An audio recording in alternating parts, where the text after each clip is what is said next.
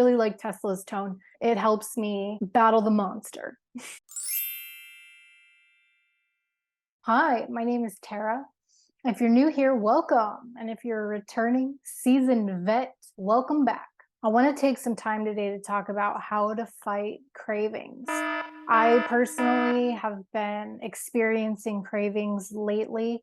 I go long periods of time where I don't experience this whatsoever. The past week or so, I have been experiencing these, and it's quite uncomfortable. It can be alarming. So let's talk about some of my favorite coping mechanisms and how to fight those cravings. I also want to say that in addition to fighting cravings, my mental health has been meh the past week. I haven't been able to do much of anything, and I've needed to reach out to my support system quite a bit. So you know who you are. If we've been talking more than usual lately, I really appreciate you. Some of you even know that I've been struggling, and I can't express enough gratitude for the people in my circle who've offered support. I'm also always looking for new coping mechanisms because Lord knows I need them. So if you've got something that works for you, put it in the comments, let me know. And if something that I tried doesn't work for you, I want to hear about that too. Let's talk about it. So without further ado, let's get to 5 of my favorite techniques to avoid cravings. Number 1 is my favorite of all of these, and that is physical movement. Just taking a walk around the block, something small. Maybe your blocks are really big. Taking a walk down the street can be really, really helpful. If you're feeling a little more energetic than just taking a walk, I just started climbing this week. Thank God. It's part of my treatment plan that my therapist and I talked about. Something I've been wanting to engage in for a long, long time now is getting back to rock climbing. So I was able to join a gym, and I'm able to go in there a few times a week and blow off some steam. Maybe I'll work my way up to more than a few times a week, but right now, a few times a week is scratching my itch. Yoga is also another thing that has really helped me in the past. Not just doing yoga, but actually we'll get to the second part in a minute. That's a whole separate coping mechanism. Any kind of exercise that you can muster up. Sometimes I just walk around the building that I live in. If it's a matter of just like getting up and getting out of my personal space, that can help. And then usually I want to take a little walk, and that helps to get the blood pumping, and it helps me battle the monster. Number 2 is phone a friend. This can be anybody in your support circle. And, you know, I think it's important to note that we don't always have to be upfront with why we're calling. Something I picked up in 12-step is that when we're struggling, it's totally okay to pick up the phone and just ask the other person, how are you doing today? That gets you out of yourself. It puts you out there. If you feel comfortable talking about the craving, then do it. Talk about it. Getting something out in the open gives it less power.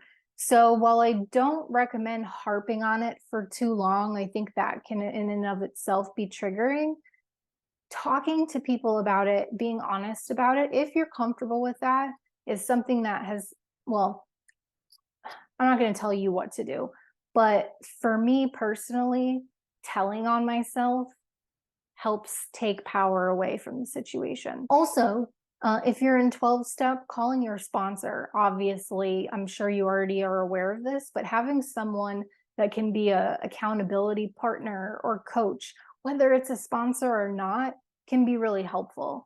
I talked with a friend who also has a history of substance use challenges, and they totally understand what I'm talking about when I say I'm really craving XYZ. Number 3 is meditation. I actually forgot to meditate today, so I'm going to make sure to do that before I go to bed tonight. I noticed that when I make a regular habit of meditating, cravings aren't quite as common. So if that's not something that you've ever tried, or if it's something that you've been wanting to try, I cannot recommend enough engaging in the activity of meditation. I first started meditating 15 or so years ago, and I began with guided meditations that were designed by people who really knew what they were doing. Binaural beats, I think, are fantastic. I don't personally mess with those too much anymore because my meditation process has morphed over the past several years. And now the way that I do it is I just sit in silence. I set a timer for 15 minutes. Well, silence isn't that's not accurate because sometimes it's loud. I live in a downtown area and it can be very loud and busy. And so I often will put the sound of a river flowing, or I have a tone that I like sometimes if it's a little more quiet than usual. And I think I can focus with just the tone and block out the rest of the noise. Then it's called Tesla's tone. I really like Tesla's tone. Just the noise itself is calming and I'm able to focus on it. It's not annoying to me. It's just a pleasant tone. I don't know if there's other versions of Tesla's tone out there. I found it on Spotify and I really enjoy it. So whatever you feel comfortable with starting, some people I know meditate for 45 minutes at a time, and that's wonderful if that works for you. Personally, I think it's better to pick an amount of time that you can sustain and practice daily. So if 45 minutes is something that you want to commit to daily, then by all means go for it. I've heard that meditation practices as little as 3 minutes are effective. So if you can only commit to 3 minutes a day, if I could only commit to 3 minutes a day, that's exactly what I would do. If you're a meditator, you know exactly what I'm talking about with how helpful it is. If you haven't, maybe you want to think about giving it a try. If you do, let me know how it goes. Number 4 is visualization. And this is something that I wanted to touch on earlier, but I was like, oh, we'll wait to get to this before. So sometimes something as simple as just visualizing how much better my yoga practice is going to be if I don't, say, smoke a cigarette. I was craving smoking a cigarette this week, which I haven't smoked in years. I quit over a decade ago, and I've had a few step backs from my smoking recovery where I have caved and smoked, but I haven't smoked in a really long time and I prefer it that way. I feel much better. And it helps me when I'm craving a cigarette, like what happened this past week, to visualize how much better I'm going to be able to breathe and feel as a function of not succumbing to the craving. Overall, I think we can all agree that your physical performance is better without harmful substances. If you can use them responsibly, more power to you. I'm not knocking substance use whatsoever, but for me, it's been a challenge to not abuse. I heard someone say they have a challenge with moderation. And I like that. I think I can definitely relate to that, having a challenge with moderation. So if that's you, I'm with you. Number 5 is nutrition. Having a snack when I'm having any kind of craving, whether it be like the cigarette, like I dealt with this week, or sometimes the craving is more serious, where it wouldn't be something as simple as a smoke. It would be a serious step back from recovery. Actually, I told you how this week has been particularly challenging for me, and I found myself thinking it would be so easy to just go pick something up legally and ease my emotional pain. And snacks really help me, and hydration. Hydration, I think, is a really important thing to mention too, because if I'm dehydrated, my mind starts to play tricks on me. And so healthy snacks. I'm not suggesting that you go raid the gas station for Little Debbie cakes. What works for me is having a healthy snack, some protein, some good carbs. I personally love blue corn tortilla chips.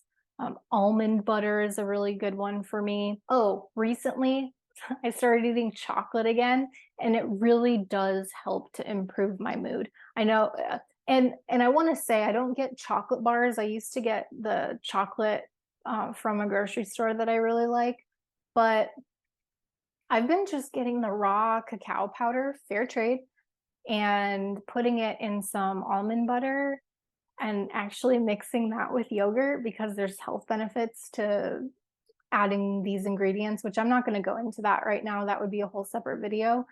But I know it sounds kind of weird, but if you mix it all together, it makes this like pudding. It's a really nutritious snack. It gives me a lot of energy. And in fact, I still have some to eat for my like kind of late night snack that I'm going to have before bed after I get done with this video. I also can recommend just almond butter straight. Oh, and I put some salt on that concoction too. It really makes for a nice balance. But I've been known to eat almond butter straight off the spoon with some blue corn tortilla chips, and that gives me a lot of energy and dampers whatever craving I'm having if I just supply some nutrition to my body. Now I have a bonus tip for you. So I said I had 5, but I actually have a 6th thing to give to you. If you're still watching this, thank you. And so the final bonus tip that I have for you is I didn't pull this stop out over this past episode, but I do use this from time to time and it really does work. And I think the reason it works for me is because, well, let me tell you what it is first, and then I'll tell you why I think it works. Journaling.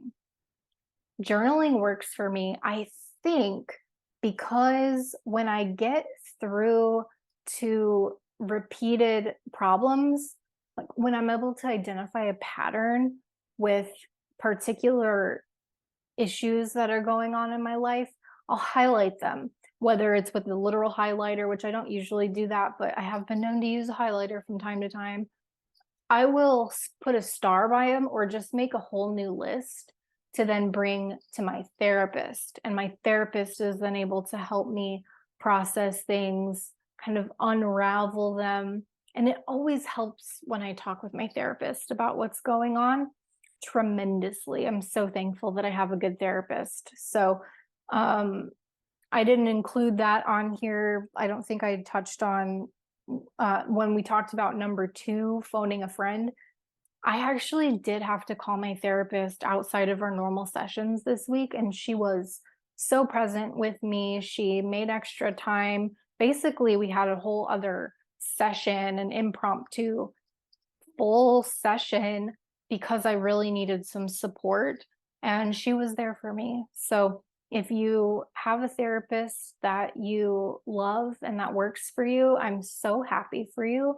And if you don't and you're looking for one, I'm happy to help you navigate the system, because it can be a process to find a good therapist. And I've gone through the gamut finding the therapist that I work with now.